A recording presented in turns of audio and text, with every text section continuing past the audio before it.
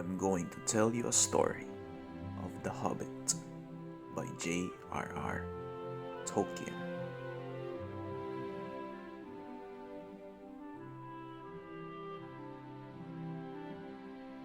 Chapter 1: An Unexpected Party. In a hole in the ground, there lived a hobbit. Not a nasty, dirty, wet hole filled with the ends of worms and oozy smell, nor yet a dry, bare, sandy hole with nothing in it to sit down on or to eat. It was a hobbit hole, and that means comfort. It had a perfectly round door like a porthole, painted green, with a shiny yellow brass knob in the exact middle. The door opened onto a tube-shaped hole like a tunnel, a very comfortable tunnel without smoke, with paneled walls and floors tiled and carpeted, provided with polished chairs, and lots of bags for hats and coats. The hobbit was fond of visitors. The tunnel wound on and on, going fairly but not quite straight into the side of the hill. The hill, as all the people for many miles round called it, and many little round doors opened out of it, first on one side and then on another. No going upstairs for the hobbit. Bedrooms, bathrooms, cellars, pantries, lots of this. Wardrobes. He had whole rooms devoted to clothes. Kitchens, dining rooms, all were on the same floor, and indeed on the same passage. The best rooms were all on the left-hand side, going in, for these were the only ones to have windows, deep-set round, windows looking over his garden and meadows beyond, sloping down to the river. This hobbit was a very well-to-do hobbit, and his name was Baggins. The Bagginses had lived in the neighborhood of the hill for time out of mind, and people considered them very respectable, not only because most of them were rich, but also because they never had any adventures or did anything unexpected. You could tell what a Baggins would say on any question without the bother of asking him. This is a story of how a Baggins had an adventure and found himself doing and saying things altogether unexpected. He may have lost the neighbor's respect, but he gained well. You will see whether he gained anything in the end.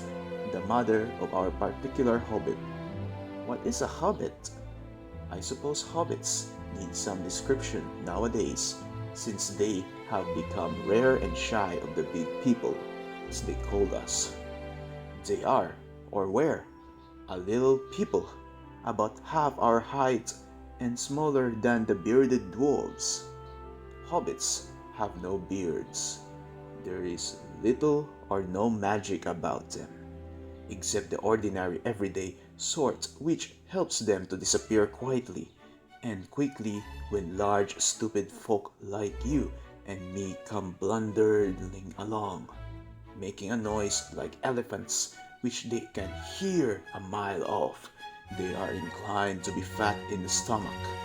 They dress in bright colors, chiefly green and yellow, wear no shoes, because their feet grow natural leathery soles and thick, warm brown hair like the stuff on their heads, which is curly, have long clever brown fingers, good-natured faces, and laugh deep, fruity laughs, especially after dinner, which they have twice a day when they can get it. Now you know enough to go on with. As I was saying, the mother of this hobbit of Bilbo Baggins, that is, was the famous Bella Donna Took, one of the three remarkable daughters of the old Took, head of the hobbits who live across the water, the small river that ran at the foot of the hill. It was often said In other families, that long ago, one of the Took ancestors must have taken a fairy wife. That was, of course, absurd, but certainly there was still something not entirely hobbit-like about them. And once in a while, members of the Took clan would go and have adventures.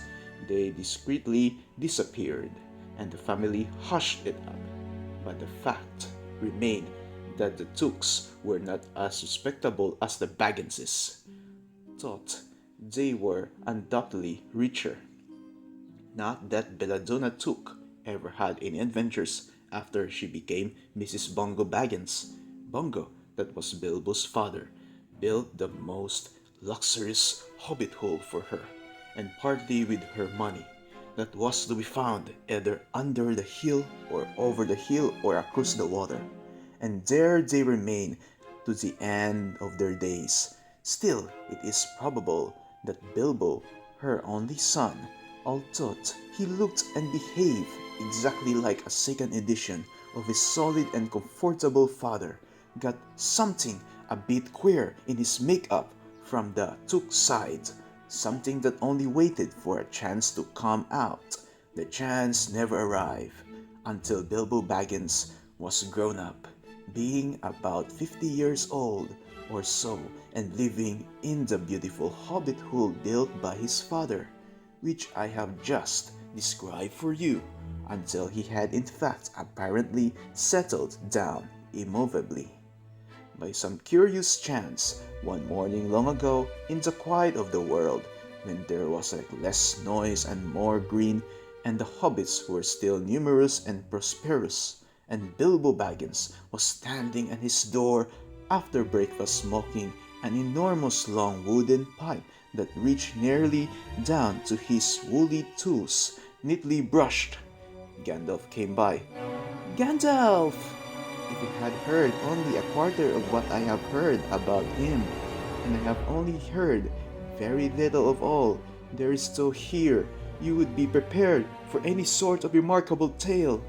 Tales and adventures sprouted up all over the place wherever he went in the most extraordinary fashion. He had not been down that way under the hill for ages and ages, not since his friend the old Took died. In fact, and the hobbits had almost forgotten what he looked like. He had been away over the hill and across the water on business of his own since they were all small hobbit boys and hobbit girls. All that the unsuspecting Bilbo saw that morning was an old man with a staff.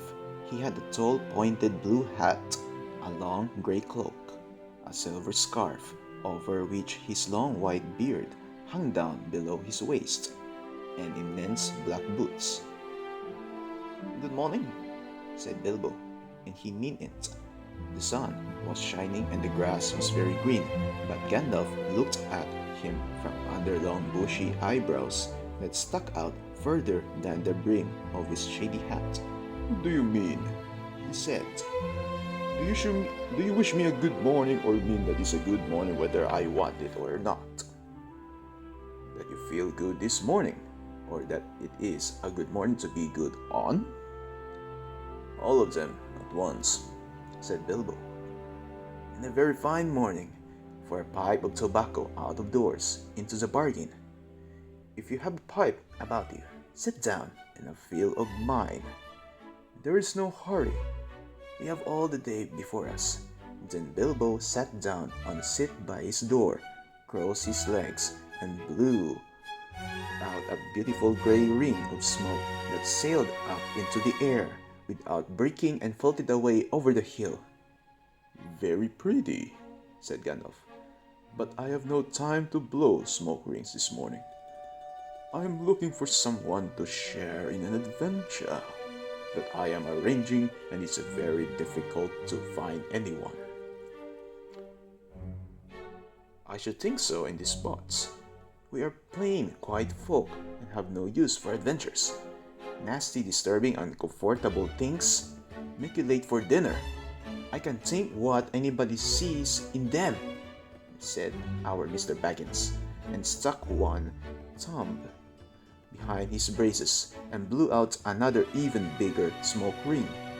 Then he took out his morning letters and began to read, pretending to take no more notice of the old man. He had decided that he was not quite his sort and wanted him to go away. But the old man did not move. He stood leaning on his stick and gazing at the hobbit without saying anything, till Bilbo got quite uncomfortable and even a little cross. "Good morning," he said at last. "We don't want any adventures here. Thank you. You might try over the hill or across the water." By this he meant that the conversation was at an end. "What a lot of things do you use good morning for?" said Gandalf. "Now you mean that you want to get rid of me, and that I won't be good till I move off." Not at all, my dear sir. Let me see. I don't think I know your name." Yes, my dear sir. And I don't know your name, Mr. Bilbo Baggins. And you do know my name, so you don't remember that I belong to it. I am Gandalf, and Gandalf means me.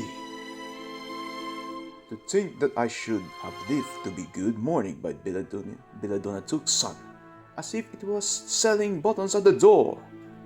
Gandalf, good gracious me, not the wandering wizard that gave old Took a pair of magic diamond studs that fastened themselves that never came undone till ordered. Not the fellow who used to tell such wonderful tales at parties about dragons and goblins and giants and the rescue of princes and the unexpected luck of widows' sons.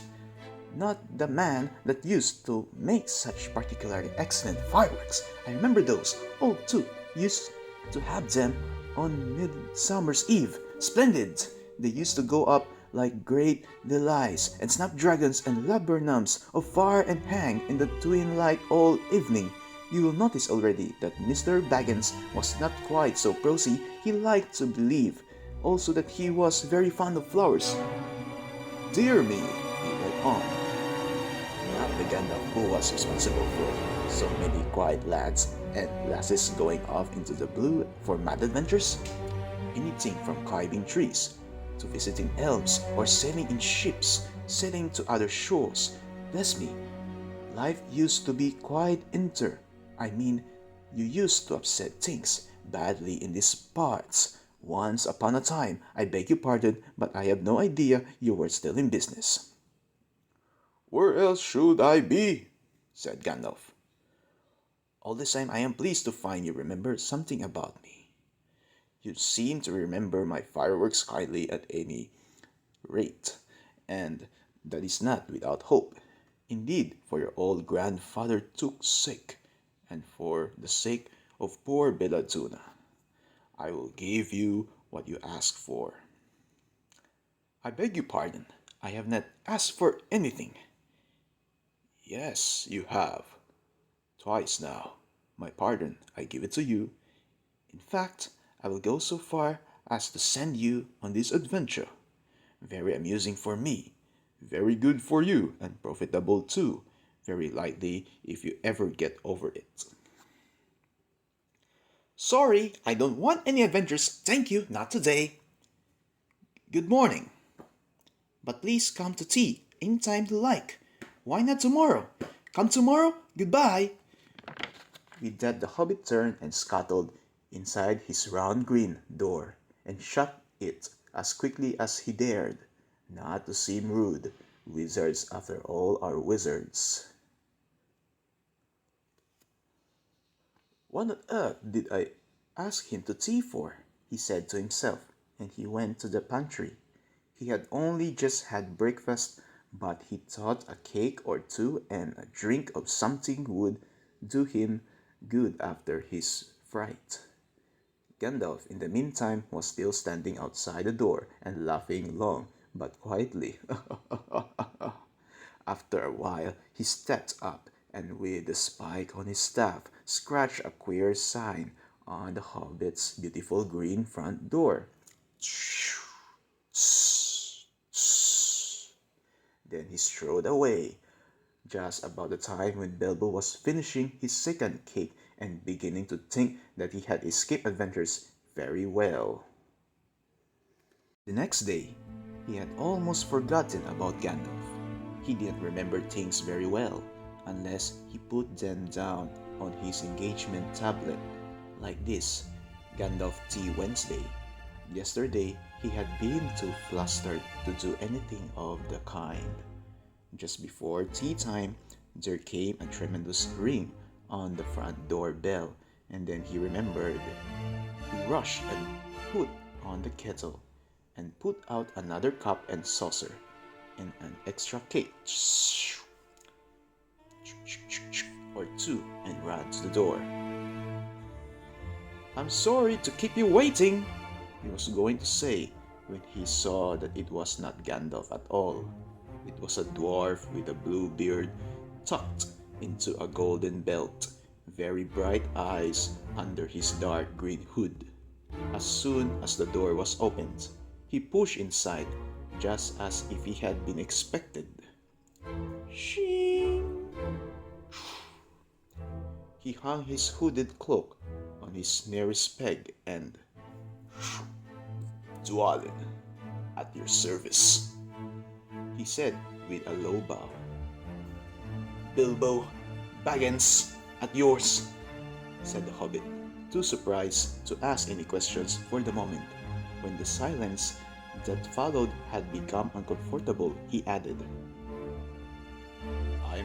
I'm just about to take the tea. Pray come and have some with me." A little stiff, perhaps, that he meant it kindly. And what would you do if an uninvited dwarf came and hung his things up in your hall without a word of explanation? They had not been at table long.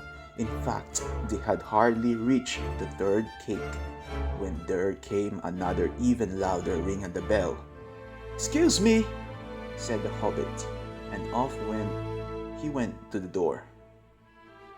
"So you have got here at last," he was going to say to Gandalf this time, but it was not Gandalf. Instead, there was a very old-looking dwarf on the step, with a white beard and a scarlet hood. He too hopped inside as soon as the door was opened, just as if he had been invited. "I see they have begun to arrive already," he said, when he caught sight of Dwalin's green hood hanging up. He hung his red one next to it. "Balin, at your service," he said, with his hand on his breast. "Thank you," said Bilbo with a gasp. It was not the correct thing to say, but the have begun to arrive had flustered him badly. He liked visitors, but he liked to know them before they arrive, and he preferred to ask them himself. He had a horrible thought that the cakes might run short, and then he asked the host. He knew his duty and stuck to it, however painful he might have to go without. "Come along in and have some tea," he managed to say after taking a deep breath. "A little beer would suit me better, if it is all the same to you, my good sir," said Balin with the white beard. "But I don't mind some seed cake, if you have any." "Lots," Bilbo found himself answering to his own surprise, and he found himself scuttling off to the cellar to fill a pint beer mug, and then to a pantry to fetch 2 beautiful round seed cakes, which he had baked that afternoon for his after-supper morsel. When he got back, Balin and Dwalin were talking at the table like old friends. As a matter of fact, they were brothers. Bilbo plumped down the beer and the cake in front of them, when loud came a ring at the bell again. Shing! And then another ring. "Gandalf for certain this time," he thought as he puffed along the passage. But it was not. It was two more dwarfs, both with blue hoods, silver belts, and yellow beards, and each of them carried a bag of tools and a spade. In they hopped. As soon as the door began to open, Bilbo was hardly surprised at all. "What can I do for you, my dwarves?" he said. "Kili, at your service," said the one, and Fili, added the other, and they both swept off their blue hoods and bowed. "At yours and your families," replied Bilbo, remembering his manners this time. "Dwalin and Balin, here already, I see," said Kili. "Let us join the throng!" "Throng!" thought Mr. Baggins. "I don't like the sound of that. I really must sit down for a minute and collect my wits and have a drink." He had only just had a sip in the corner, while the four dwarves sat around the table and talked about mines and gold, and troubles with the goblins, and the depredations of dragons, and lots of other things which he did not understand, and he did not want to, for they sounded much too adventurous, when ding dong a ding dong's bell rang again, as if some naughty little hobbit boy was trying to pull the handle off. "Someone at the door," he said, blinking. "Some fool, I should say by the sound," said Fili. "Besides, we saw them coming along behind us in the distance." The poor little hobbit sat down in the hall and put his head in his hands, and wondered what had happened, and what was going to happen, and whether they would all stay to supper. Then the bell rang again, shing, louder than ever, and he had to run to the door. It was not 4 after all, it was 5. Another dwarf had come along while he was wandering in the hall. He had hardly turned the knob before they were all in sight, bowing and saying, "At your service!" one after another. Dori, Nori, Ori, Oin, and Gloin were their names, and very soon 2 purple hoods, a grey hood, a brown hood, and a white hood were hanging on the pegs, and off they marched with their broad hands stuck in their gold and silver belts to join the others. Already it had almost become a throng. Some called for ale, and some for porter, and one for coffee, and all of them for cakes. So the hobbit was busy for a while. A big jug of coffee and just been set in the hearth. The seed cakes were gone, and the dwarves were starting on a round of buttered scones, when there came a loud knock, not a ring, but a hard rat-tat on the hobbit's beautiful green door. Somebody was banging with a stick. Bilbo rushed along the passage, very angry and altogether bewildered and bewildered. This was the most awkward Wednesday he ever remembered. He pulled open the door with a jerk, and they all fell in, one on top of the other. More dwarves, 4 more, and there was Gandalf behind, leaning on his staff and laughing. He had made quite a dent on the beautiful door. He had also, by the way, knocked out the secret mark that he had put there the morning before. Carefully, he said. "It's not like you, Bilbo, to keep friends waiting on the mat." And then opened the door with a pop gun. "Let me introduce Before, Buffer, Bumber, and especially Thorin." "At your service," said Before, Buffer, and Bumber, standing in a row. Then they hung up 2 yellow hoods and a pale green one, and also a sky blue one with a long silver tassel. These last belonged to Thorin, an enormously important dwarf, in fact no other than the great Thorin Oakenshield himself, who was not at all pleased at falling flat on Bilbo's mat with Bifur, Buffer, and Bumber on top of him. For something, Bumber was immensely and heavy. Thorin, indeed, was very haughty and said nothing about service, but poor Mr. Baggins said he was sorry so many times that at last he grunted, "Pray, don't mention it," and stopped frowning.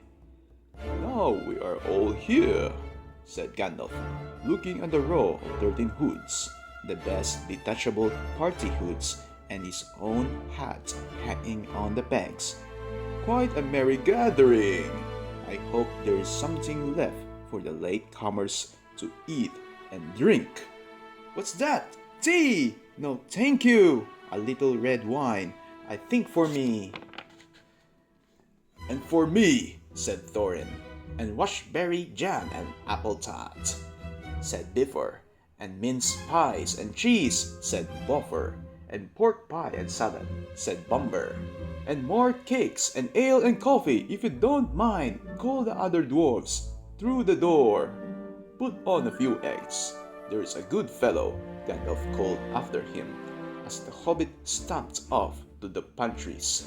"And just bring out the cold chicken and pickles." Seems to know as much about the inside of my larder's as I do myself, thought Mr. Baggins, who was feeling positively flummoxed, and was beginning to wonder whether a most rich adventure had not come right into his house. By the time he had got all the bottles and dishes and knives and forks and glasses and plates and spoons and things piled up on big trays, he was getting very hot and red in the face and annoyed.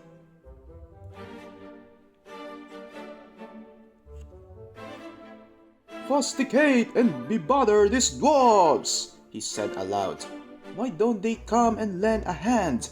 Lo and behold, there stood Balin and Dwalin at the door of the kitchen, and Fili and Kili behind them, and before he could say knife, they had whisked their trays and a couple of small tables into the parlor and set out everything afresh. Gandalf sat at the head of the party with the 13 dwarves all around, and Bilbo sat on a stool at the far side, nibbling at the biscuit. His appetite was quite taken away, and trying to look as if this was all perfectly ordinary and not in the least an adventure. The dwarves ate and ate, and talked, and time got on. At last they pushed their chairs back, and Bilbo made a move to collect the plates and glasses. "I suppose you will all stay to supper," he said in his politest pressing tones. "Of course," said Thorin. "And after, we shan't get through the business till late, and we must have some music first. Now to clear up!" Thereupon the 12 dwarves, not Thorin, he was too important, and stayed talking to Gandalf, jumped to their feet, and made tall piles of all the things. Off they went, not waiting for trays, balancing columns of plates, each with a bottle on the top, with one hand, while the hobbit ran after them, almost squeaking with fright. "Please be careful! And please don't trouble, I can manage." But the dwarves only started to sing.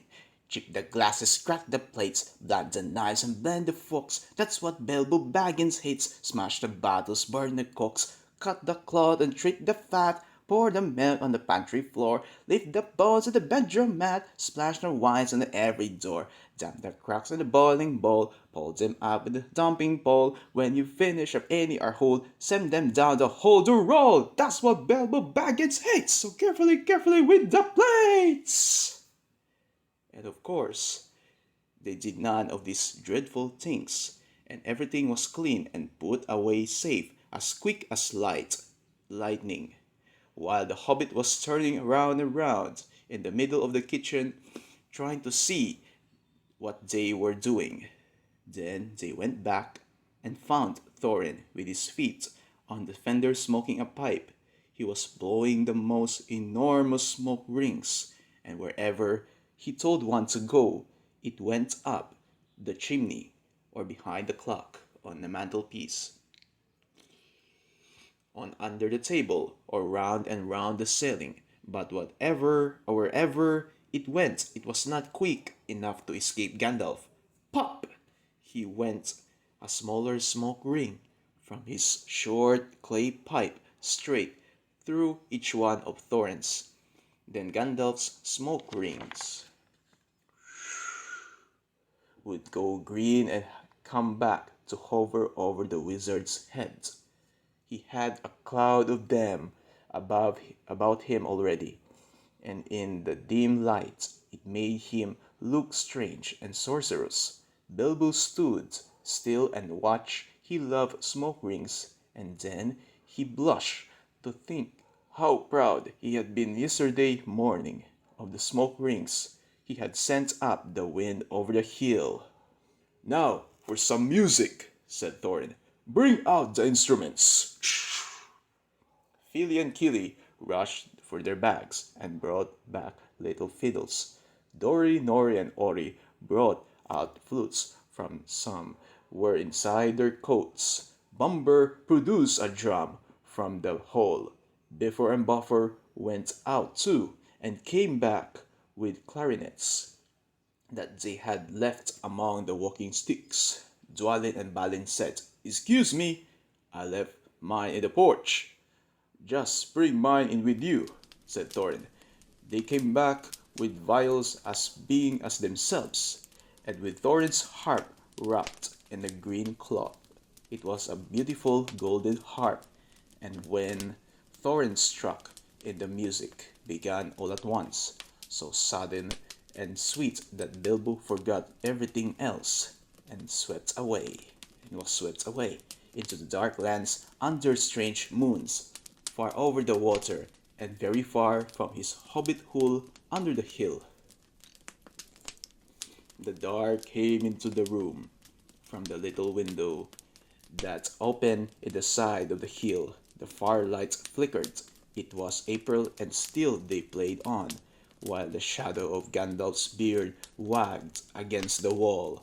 The dark filled all the room, and the fire died down, and the shadows were lost, and still they played on, and suddenly first one and then another began to sing as they played, deep-throated and singing of the dwarves, and the deep places of their ancient homes, and this is like a fragment of their song, if it can be like their song without their music. Oh, far over the misty mountains cold, to dungeons deep and caverns old, we must away or break of day to seek the pale enchanted gold. The dwarves of yore made mighty spells, while hammers fell like ringing bells. In places deep where dark things live, in hollow halls beneath the fells. For ancient king and elvish lord, there are many a gleaming golden hoard. They shaped and wrought, and light they caught, to hide the gems on the hilt of sword. On a silver necklace they strung the flowering stars, and the crowds they hung. The dragon fire and the twisted war, they meshed the light on the moon and sun. Far over the misty mountains cold, to dungeons deep and caverns old, we must away or break of day to claim our long forgotten gold. Goblins they carve there for themselves, and harps of gold where no man delves. lay day long, and many a song was sung unheard by men or elves. Their pines were roaring on the height. The winds were moaning in the night. The fire was red, in flaming spread. The trees like torches blaze with light. The bells were ringing in the dale, and Mang looked up with faces pale. Then dragons are more fierce than fire, laid low their towers and houses frail. The mountains smoked beneath the moon. The dwarfs they heard the tramp of doom. They fled their hall, the dying fall, beneath his feet, beneath the moon. Far over the misty mountains grim, to dungeons deep and caverns dim, we must away ere break of day, to win our hearts and gold from him. As they sang, the hobbit felt to the love of beautiful things, made by hands and by cunning and by magic moving through him. A fierce and a jealous love, the desire of the hearts of dwarves. Then something Tokish woke up inside him and wished to go and see the great mountains, and hear the pine trees and the waterfalls, and explore the caves and wear a sword instead of a walking stick. He looked out of the window. The stars were out in the dark sky above the trees. He thought of the jewels of the dwarves shining in dark caverns. Suddenly, in the wood beyond the water, a flame lit up. Probably somebody lighting a wood fire. And he thought of blundering dragons settling on his quiet hill and kindling it all to flames. He shuddered, and very quickly he was playing Mr. Baggins of Bag End, Underhill again. He got up, trembling. He had less than half a mind to fetch the lamp, and more than half a mind to pretend to, and go and hide behind the beer barrels in the cellar, and not come out again until all the dwarfs had gone away. Suddenly he found that the music and the singing had stopped, and they were all looking at him with eyes shining in the dark. "Where are you going?" said Thorin, in a tone that seemed to show that he guessed both halves of the hobbit's mind. "What about a little light?" said Bilbo, apologetically. "We like the dark," said all the dwarfs. "Dark for dark business. There are many hours before dawn." "Of course," said Bilbo, and sat down in a hurry. He missed the stool and sat in the fender, knocking over the poker and shovel with a crash. "Hush!" said Gandalf. "Let Thorin speak." And this is how Thorin began. "Gandalf, dwarves, and Mr. Baggins, we are met together in the house of our friend and fellow conspirator, this most excellent and audacious hobbit. May the hair of his toes never fall out. All praise to his wine and ale!" He paused for breath and for a polite remark from the hobbit, but the compliments were quite lost on poor Bilbo Baggins, who was wagging his mouth in protest at being called audacious, and worst of all, fellow conspirator. Thought no noise came out. He was so flummoxed. So Thorin went on. We are met to discuss our plans, our ways, means, policy, and devices. We shall soon, before the break of day, start on our long journey, a journey from which some of us, or perhaps all of us, except our friend and counselor, the ingenious wizard Gandalf, may never return. It is a solemn moment. Our object is, I take it, well known to us all, to the estimable Mr. Baggins and perhaps to one or two of the younger dwarfs.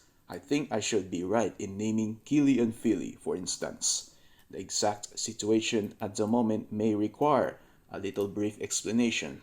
This was Thorin's style. He was an important dwarf. If he had been allowed, he would probably have gone on like this until he was out of breath, without telling anyone there anything that was not known already. But he was rudely interrupted. Poor Bilbo could not bear it any longer, and may never return. He began to feel a shriek coming up inside, and very soon it burst out like the whistle of an engine coming out of a tunnel. All the dwarfs sprang up, knocking over the table.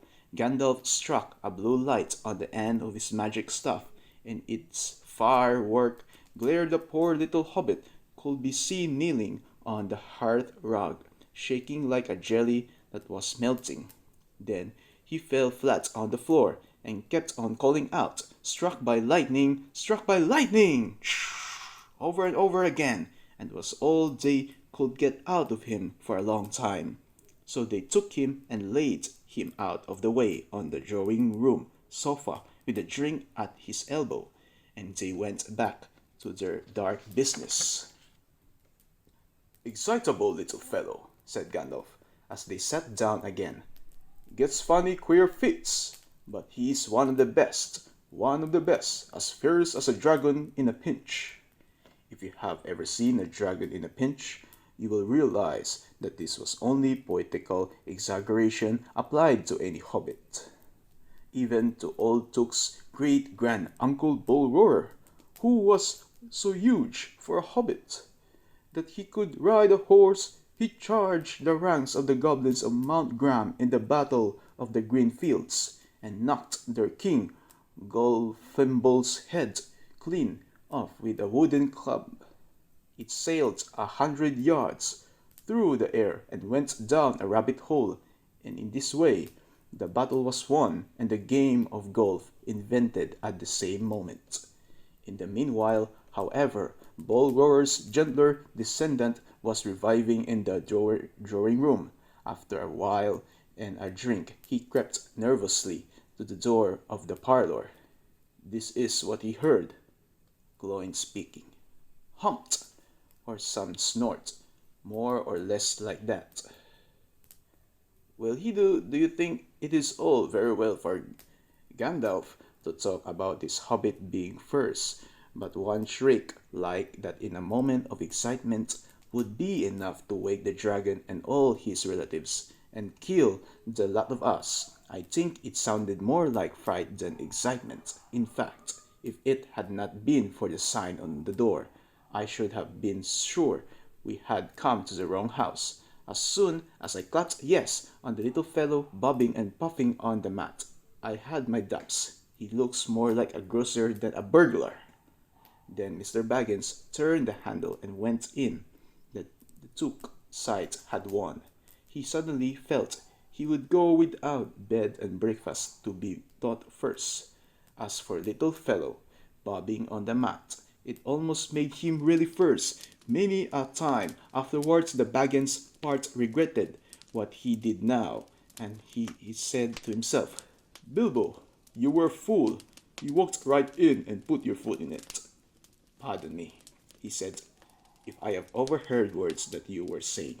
I don't pretend to understand what you are talking about on your reference to burglars, but I think I am right in believing this is what he called being on his dignity. That you think I am no good. I will show you. I have no signs on my door. It was painting a week ago. And I am quite sure you have come to the wrong house. As soon as I saw your funny faces on the doorstep, I had my doubts, but treat it as the right one. Tell me, what you want done, and I will try it. I will have to walk from here to the east of east and fight the wild werewolves in the last desert. I had a great uncle once, Bulwer took, and yes, yes, but that was long ago, said Gloyd. I was talking about you, and I assure you were. There's a mark on this door, the usual one in the trade, or used to be.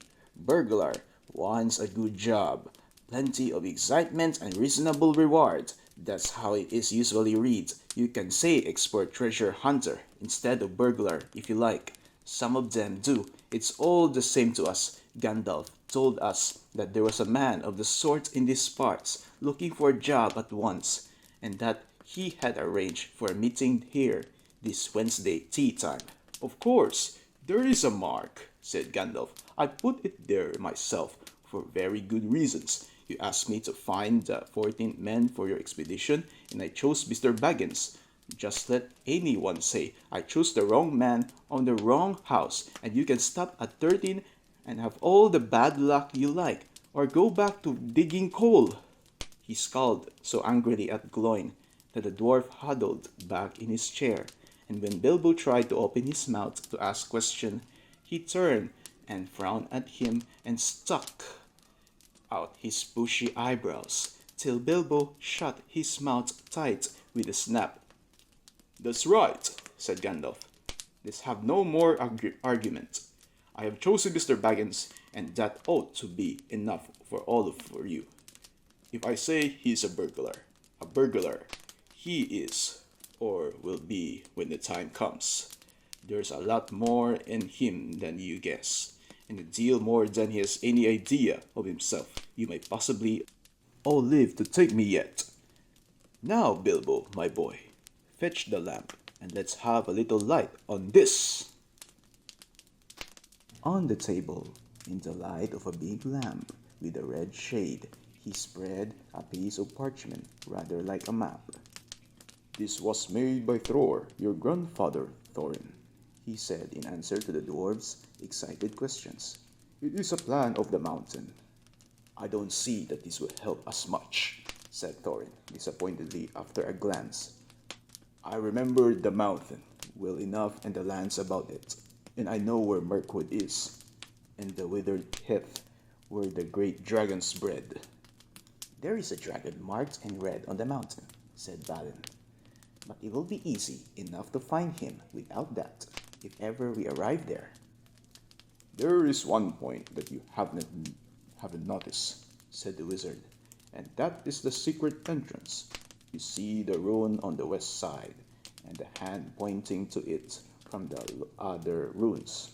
That marks a hidden passage to the lower halls. Look at the map at the beginning of this book, and you will see there the runes in red. It may have been secret once, said Thorin, but how do we know that it's a secret any longer? Old Smaug has lived there long enough now to find out anything there is to know about those caves. He may, but he can't have used it for years and years. Why? Because it is too small. 5 feet high the door, and 3 may walk abreast, say the runes. But Smaug could not creep into a hole that size, not even when he was a young dragon. Certainly not after devouring so many of the dwarves and the men of Dale. It seems a great big hole to me, squeaked Bilbo, who had no experience of dragons and only of hobbit holes. He was getting excited and interested again, so that he forgot to keep his mouth shut. He loved maps, and in his hole there hung a large one of the country round, with all his favorite walks marked on it in red ink. How could such a large door be kept secret from everybody outside apart from the dragon? He asked. He was the only a little hobbit, you must remember. In lots of ways, said Gandalf. But in one way this one has been hidden we don't know without going to see. From what it says on the map, I should guess there's a closed door which has been made to look exactly like the side of the mountain. That is the usual dwarves' method. I think that is right, isn't it? Quite right, said Thorin. Also, went on Gandalf. I forgot to mention that with the map went a key, a small and curious key. Here it is, he said, and handed to Thorin a key with a long barrel and intricate wards made of silver. Keep it safe. Indeed, I will, said Thorin, and he fastened it upon a fine chain that hung about his neck and under his jacket. Now things begin to look more hopeful. This news alters them much for the better. So far we have had no clear idea what to do. We thought of going east, as quiet and careful as we could, as far as the long lake, after the trouble would begin. A long time before that, if I know anything about the roads east, interrupted Gandalf. We might go from there, up along the river running, went on Thorin, taking no notice, and so to the ruins of Dale, the old town in the valley there, under the shadow of the mountain. But we none of us liked the area of the front gate. The river runs right out of it, through the great cliff at the south of the mountain, and out if it comes, the dragon too, far too often, unless he has changed his habits. That would be no good, said the wizard. Not without a mighty warrior, even a hero. I tried to find one, but warriors are busy fighting one another in distant lands. And in this neighborhood, heroes are scarce, or simply not to be found. Swords in these parts are mostly blunt, and axes are used for trees, and shields as cradles or dish covers, and dragons are comfortably far off, and therefore legendary. That is why I settled on a burglary, especially when I remember the existence of a side door. And here is our little Bilbo Baggins, the burglar, the chosen and selected burglar. So now, let's get on and make some plans. Very well then, said Thorin. Supposing the burglar expert gives us some ideas or suggestions. He turned with mock politeness to Bilbo. First, I should like to know a bit more about things, said he, feeling all confused and a bit shaky inside, but so far still bookishly determined to go on with things. I mean about the gold and the dragon and all that, and how it got there, and who it belongs to, and so on and further. Bless me, said Thorin.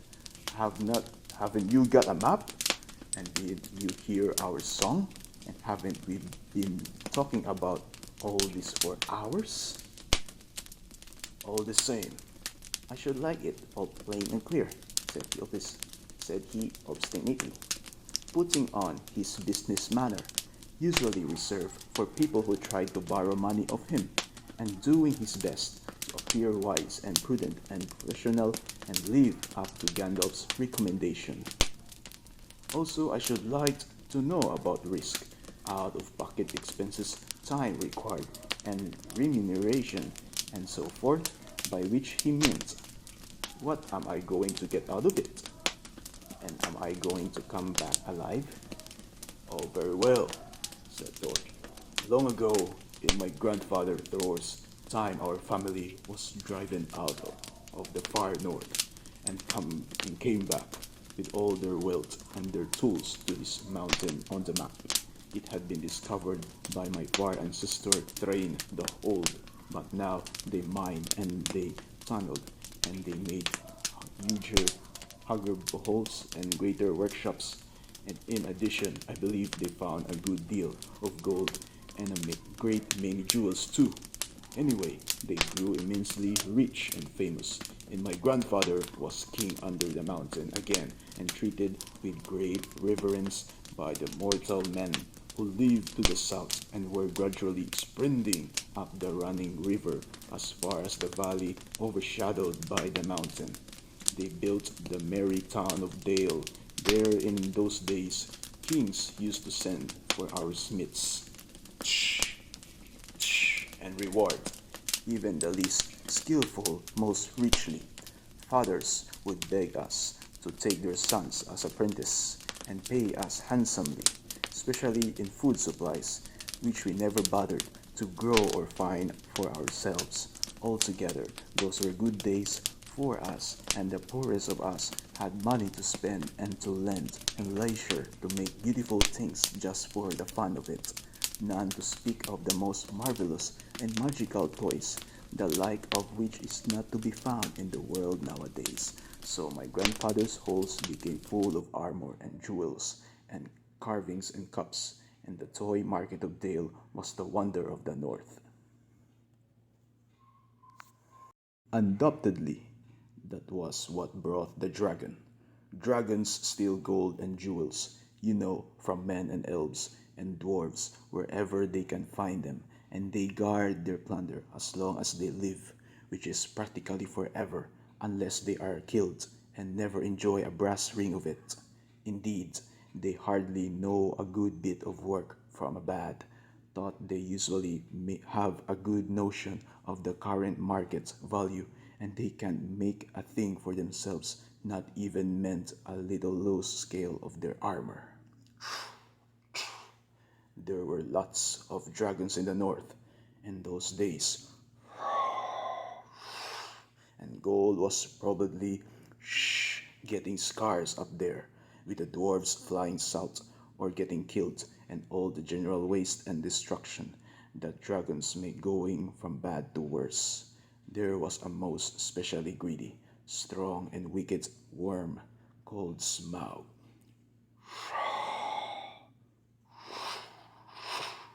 One day he flew up into the air and came south. The first we heard of it was a noise like a hurricane coming down from the north, and the pine trees on the mountain creaking and cracking in the wind. Some of the dwarfs who happened to be outside, I was one luckily, a fine adventurous lad in those days, always wandering about, and it saved my life that day. Well, from a good way off, we saw the dragon settle in on our mountain in a spout of flame. Then he came down the slopes, and when he reached the woods, they all went up in fire.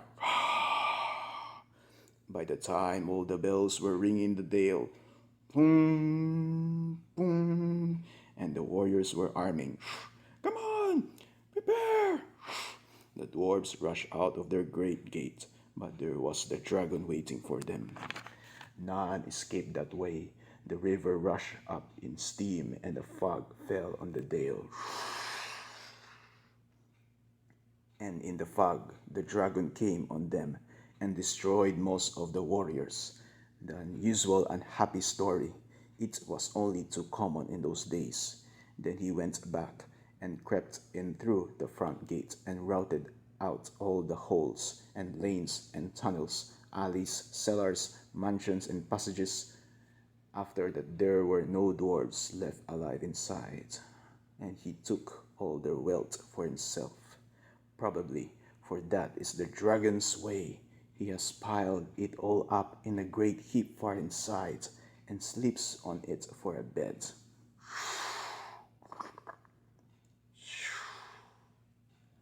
Probably, for that is the dragon's way. He has piled it all up in a great heap far inside, and sleeps on it for a bed. Later, he used to crawl out of the great gate and come by night to Dale, and carry away people, especially maidens, to eat until Dale was ruined, and all the people dead or gone. What goes on there now, I don't know for certain, but I don't suppose anyone lives nearer to the mountain than the far edge of the long lake nowadays.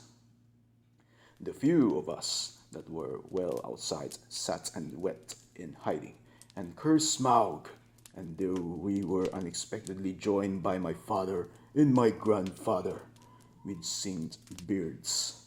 They looked very grim, but they said very little. When I asked how they had got away, they told me to hold my tongue, and said that one day in the proper time I should know. After that we went away, and we have had to earn our livings as best we could up and down the lands, often enough sinking as low as blacksmith work or even coal mining. But we have never forgotten our stolen treasure, and even now when I will allow we have a good bit laid by and are not so badly off. Here, Thorin stroked the gold chain around his neck. We still mean to get back and to bring our curses home to Smaug, if we can. I have often wondered about my father's and my grandfather's escape. I see now they must have had a private side door which only they knew about. But apparently they made a map, and I should like to know how Gandalf got hold of it and why it did not come down to me, the rightful heir. I did not get hold of it, I was given it, said the wizard. Your grandfather, Thror, was killed. You remember in the mines of Moria by Azog the Goblin, or should I say Azog the Defiler? Curse his name, yes, said Thorin. And Thrain, your father went away on the 21st of April, 100 years ago last Thursday, and has never been seen by you since. True, said Thorin. Well, your father gave me this to give to you, and if I have chosen my own time and way for handing it over, you can hardly blame me. Considering the trouble I had to find you, your father could not remember his own name when he gave me the paper, and he never told me yours. So on the whole, I think I ought to be praised and thanked. Here it is, said he, handing the map to Thorin. I don't understand, said Thorin, and Bilbo felt he would have liked to say the same. The explanation did not seem to explain. Your grandfather, said the wizard slowly and grimly, gave the map to his son for safety before he went to the mines of Moria. Your father went away to try his luck with the map after your grandfather was killed, and lots of adventures of a most unpleasant sort he had, but he never got near the mountain. How he got there, I don't know, but I found him a prisoner in the dungeons of the Necromancer. Whatever were you doing there? Asked Thorin with a shudder, and all the dwarves shivered. Never you mind, I was finding things out as usual, and a nasty, dangerous business it was. Even I, Gandalf, only just escaped. I tried to save your father, but it was too late. He was witless and wandering, and had forgotten almost everything except the map and the key. We have long ago paid the goblins of Moria, said Thorin. We must give a thought to the Necromancer. Don't be absorbed.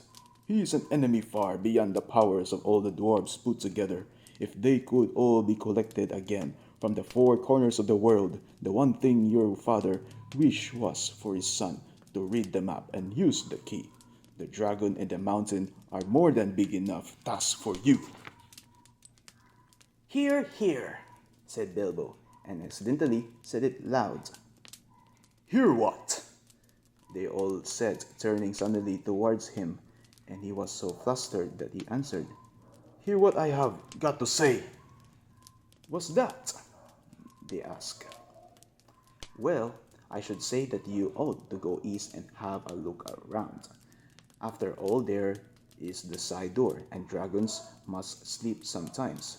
I suppose if you sit on the doorstep long enough, I dare say you will think of something, and well, don't you know, I think we have talked long enough for one night, if you see what I mean.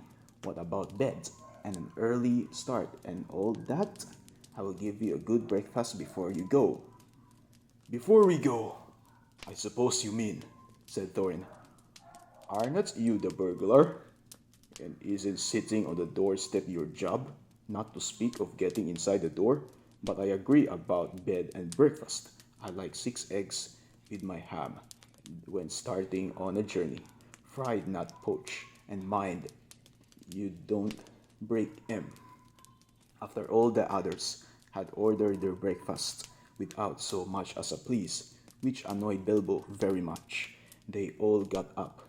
The Hobbit had to find room for them all, and filled all his spare rooms and made beds on chairs and sofas.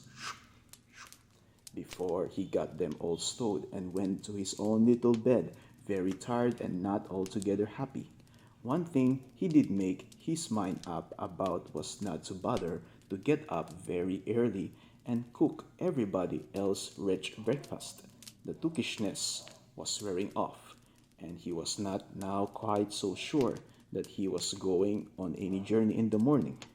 As he lay in bed, he could hear Thorin still humming to himself in the best bedroom next to him.